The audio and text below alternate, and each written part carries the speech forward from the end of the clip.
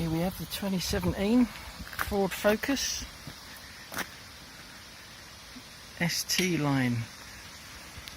It's an estate.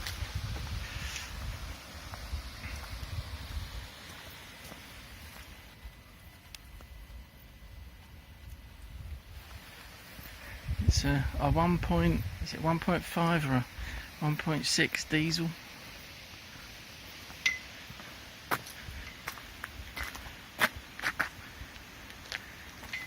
It's not a bad looking car as it goes. It's decently trimmed. This red is a little bit orange in colour, and the shiny black plastic bits, i.e.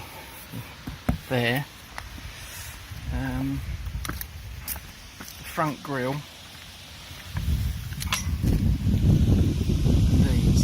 these are like a shiny plastic. I'm not sure if you're getting it on here, but it looks really cheap. It looks horrid. That shiny black plastic is not good.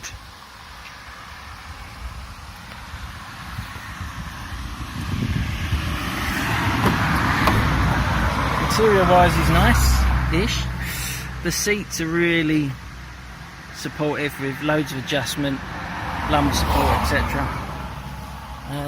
The dash layout's nice. It's got gadgets, sat-nav, navigation, Android inbuilt system. But the plastics, this sort of plastic and the plastic on the doors, it's not nice. It's not the best. It's got tinted rear glass, as you can see me in it. But no, that seat's pretty much fair back, and there's a decent amount of leg space. 3 headrests. No, it hasn't got a drop down. Manually operated rear windows. Boom.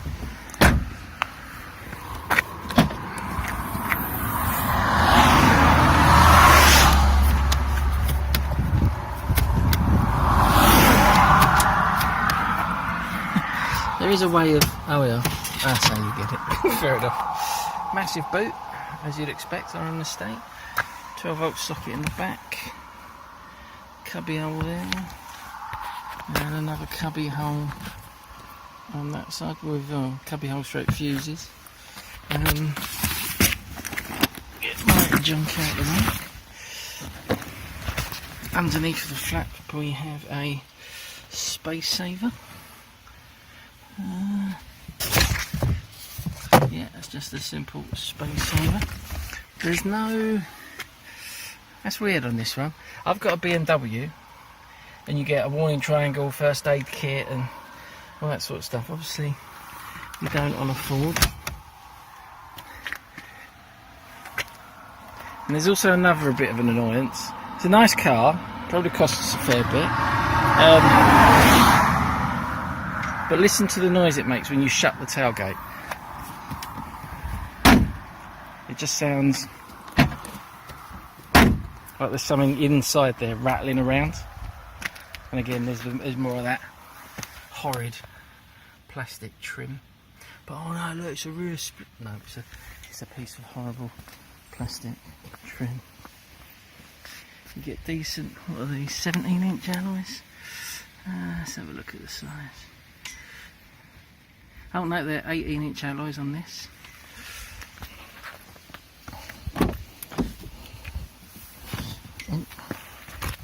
You also get a little metal running strip. Let's have a look on the inside. Inside's all okay. You've got storage there, 12 volt auxiliary socket, USB drive for media. You've got cup holders. Here's an extra additional feature. You've got your adjustable armrests, and you've got your cup holders that can be covered up. So that's a thermal flask, and it sits in there and it doesn't hit. But when you've got your hand on your gear lever or whatever, or you're in traffic, etc., your hands, your wrist, well my wrist is constantly hitting that. So that becomes a bit of a pain. But they're geniuses, because if you put all this back, there's a little, I don't know if you can see it, there's a little, you pull that back and everything goes flush, so it basically ends up with loads of room. So even with your hand on there, you've got all that room, so you can put even bigger bottles in there. And if you don't want to use it, you just close it all the way. 6-speed manual, auto start off, another 12 volt socket, cubby hole, another USB, I think that might just be charge. This is the entertainment system, stroke satellite navigation, stroke everything. It's all touch, it's Android based. It's actually quite good, I like it. This piece of plastic here, because you rest your hand on it, because you rest your hand on it when you're touching all this, to save you sort of wobbling about if you're driving, which you're not supposed to, but that's going to be like a grease magnet. No disc, CD, fair sight, yeah, not bad glove box. It's got lights in the door so that when you open the door it can be seen.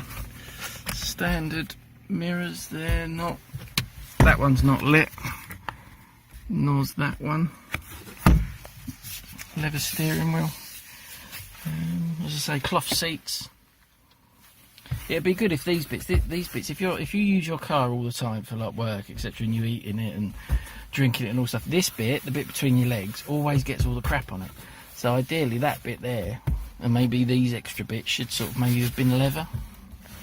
So a very, very dark interior, and with those tinted windows, you can't really see it on there because it's overcompensating, but it's very dark in here. You normally get a lighter visor, but a lighter roof lining, but not on this one. Little bits feel cheap, but after all, it's a Ford. Like the handle on here, it's like, I don't know how long that's going to last. But generally, it's a nice motor. There's the dash. Oh yeah, info. Press clutch to start. It's a keyless ignition, so you basically just have it in your pocket, and you can start it. So it's, you press the clutch, and it starts. Press that. The bonnet release is over the other side. So if we go round that side, oh, you get a little roofy spoiler with an integrated brake light. So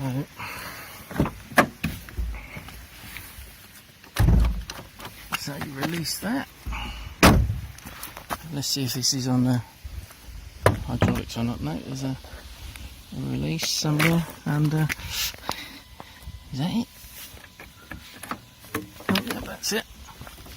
And it's not on hydraulics, it's on the good old conventional bendy stick. So this is the Duratorque 1.25 turbo, sorry, 1.5 or 1.6 turbo. It's a peppy little motor. It goes all right. I'm not sure what it would be like if it had a full load of passenger and holiday equipment, but everything looks all right.